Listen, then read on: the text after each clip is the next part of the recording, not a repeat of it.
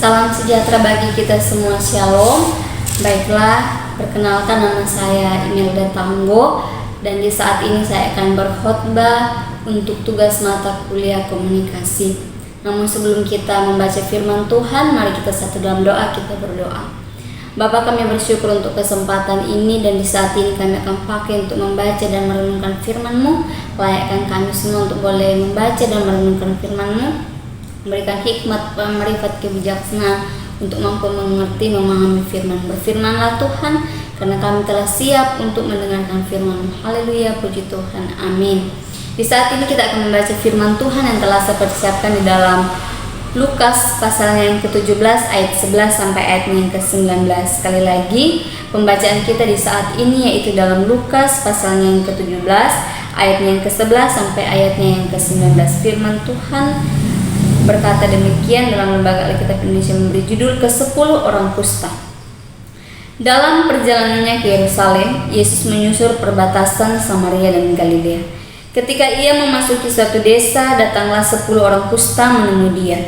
Mereka tinggal berdiri agak jauh dan berteriak, "Yesus, Guru, kasihanilah kami." Lalu ia memandang mereka dan berkata, "Pergilah, perlihatkanlah dirimu kepada imam-imam." Dan sementara mereka di tengah jalan, mereka menjadi tahir. Seorang dari mereka ketika melihat bahwa ia telah sembuh, kembali sambil memuliakan Allah dengan suara nyaring, lalu tersungkur di depan kaki Yesus dan mengucap syukur kepadanya. Orang itu adalah seorang Samaria. Lalu Yesus berkata, "Bukankah ke-10 orang tadi semuanya telah menjadi tahir? Di manakah yang 9 orang itu? Tidak adakah di antara mereka yang kembali untuk memuliakan Allah selain daripada orang asing ini?" Lalu ia berkata kepada orang itu, "Berdirilah dan pergilah, imanmu telah menyelamatkan engkau." Amin. Firman Tuhan yang dikatakan berbahagia adalah bukan yang hanya sekedar membaca dan merenungkan firman Tuhan, tetapi yang menjadi pelaku firman Tuhan di tengah-tengah langkah kehidupan yang ada.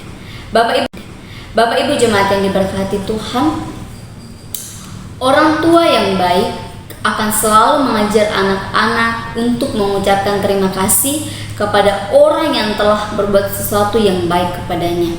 Sekali lagi, orang tua yang baik akan selalu mengajar anak-anak untuk mengucapkan terima kasih kepada orang yang telah berbuat sesuatu yang baik kepadanya. Nah, kadangkala ungkapan terima kasih yang diucapkan seorang bocah 3 tahun adalah tanpa makna dan tidak ada unsur rasa di dalamnya.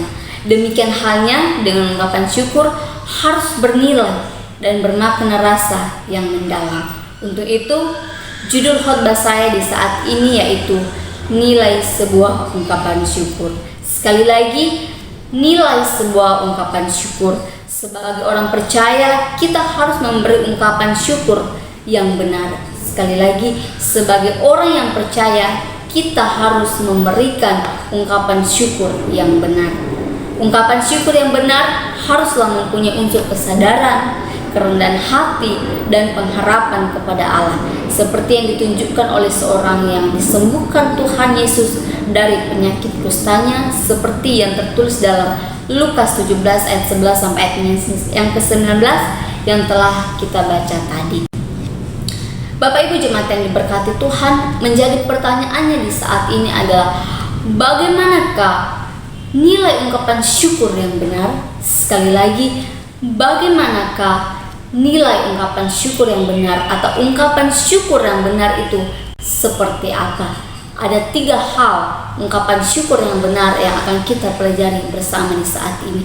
Yang pertama yaitu ungkapan syukur yang benar memiliki kesadaran iman. Sekali lagi, ungkapan syukur yang benar yaitu memiliki kesadaran iman. Mari kita lihat dalam ayat yang ke-14 sampai ayat yang ke-15. Lalu ia memandang mereka dan berkata, "Pergilah, perlihatkanlah dirimu kepada imam-imam." Dan sementara mereka di tengah jalan, mereka menjadi tahir. Seorang dari mereka ketika melihat bahwa ia telah sembuh, kembali sambil memuliakan Allah dengan suara yang nyaring.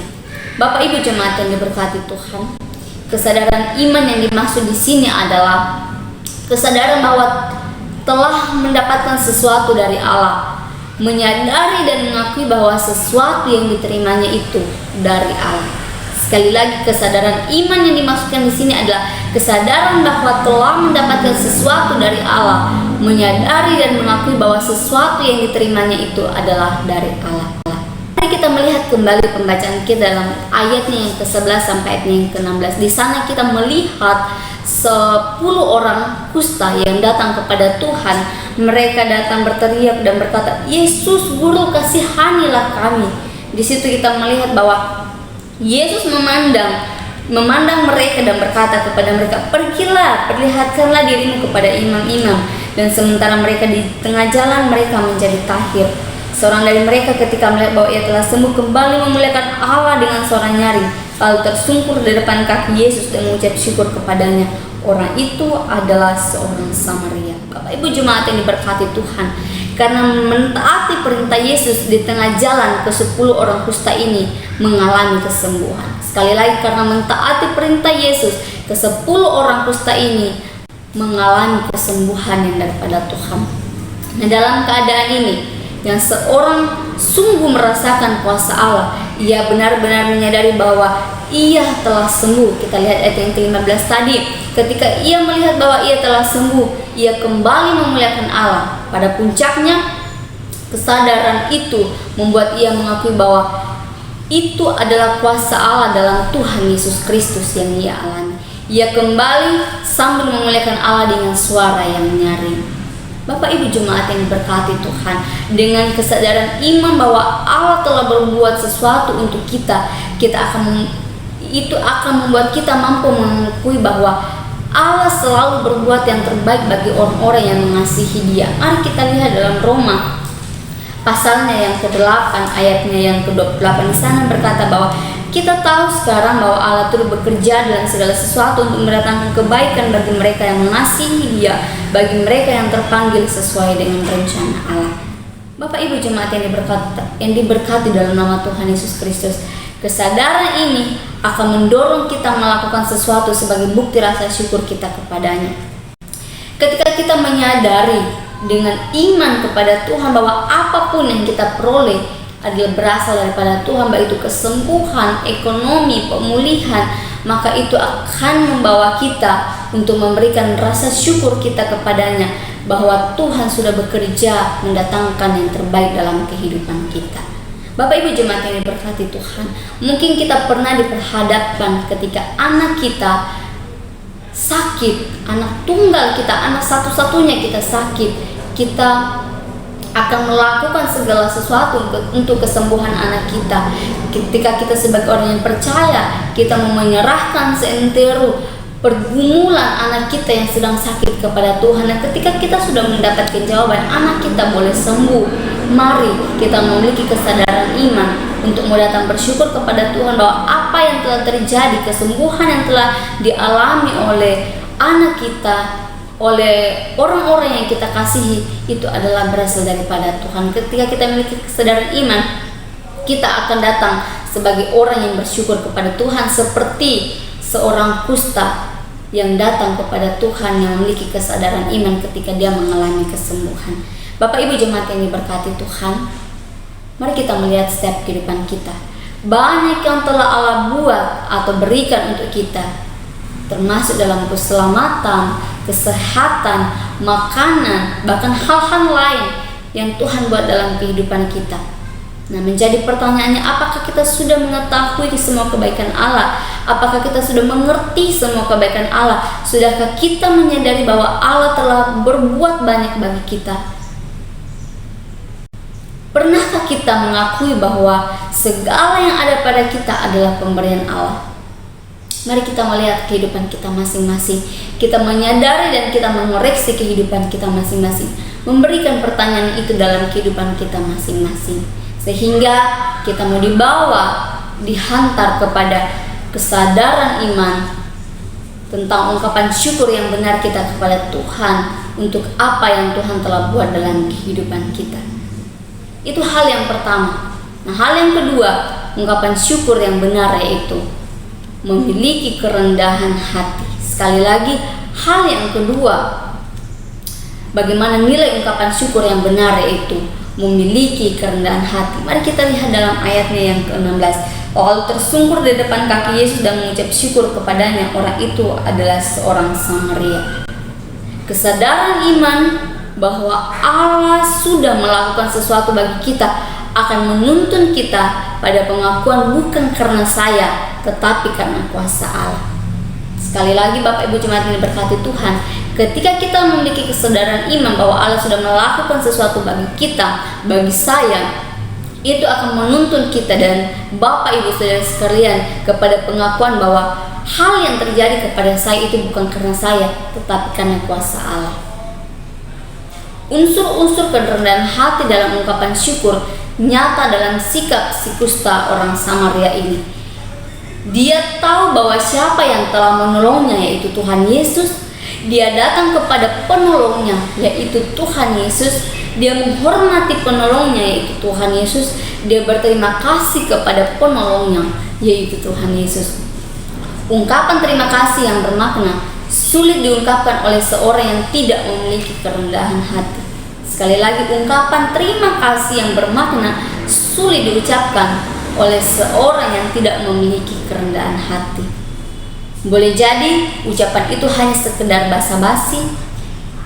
Boleh jadi ungkapan itu hanya sekedar menghargai atau sekedar saja mau diungkapkan karena menghargai orang tersebut. Tetapi mari kita melihat seorang Samaria ini yang telah sembuh. Ia memadukan emosinya atau perasaannya dalam ungkapan syukur kepada Tuhan dengan mampu tersungkur di hadapan Tuhan Yesus dan mengucap syukur kepada Tuhan. Bapak Ibu jemaat yang diberkati Tuhan, untuk memiliki rasa syukur yang benar kepada Allah, unsur kerendahan hati yaitu pengakuan bahwa Ia adalah pemberi.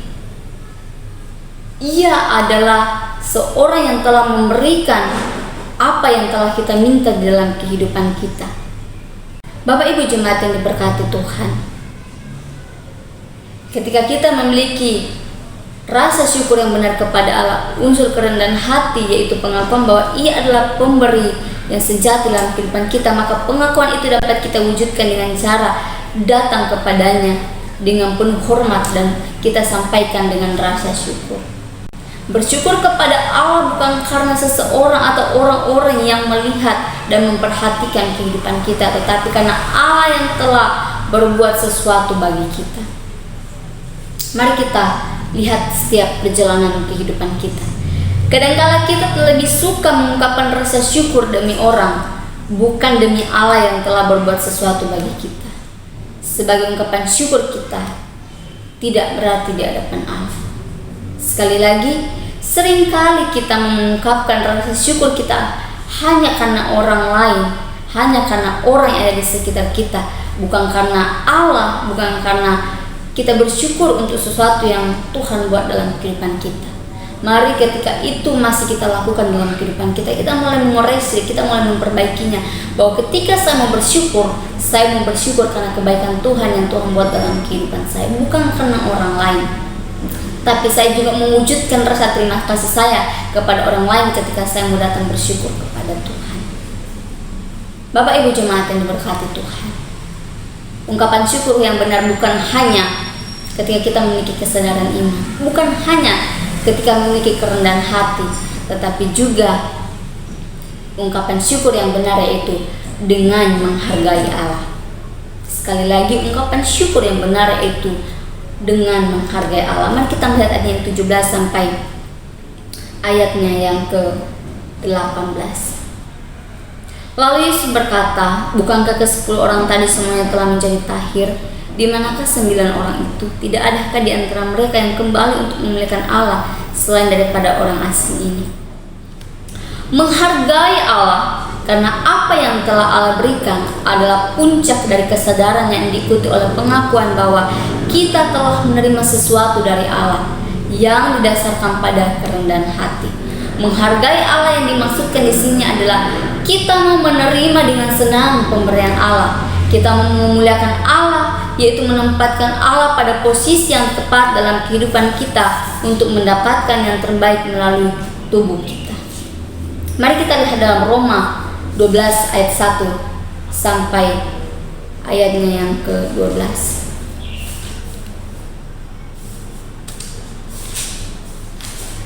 Di sana berkata bahwa karena itu saudara-saudara, demi kemurahan Allah aku menasihatkan kamu supaya kamu persembahkan tubuhmu sebagai persembahan yang hidup, yang kudus dan berkenan kepada Allah. Itu adalah ibadahmu yang sejati. Janganlah kamu menjadi serupa dengan dunia ini, tetapi berubah oleh pembaruan budimu, sehingga kamu dapat membedakan mana kehendak Allah, apa yang baik dan apa yang berkenan kepada Allah dan yang sempurna.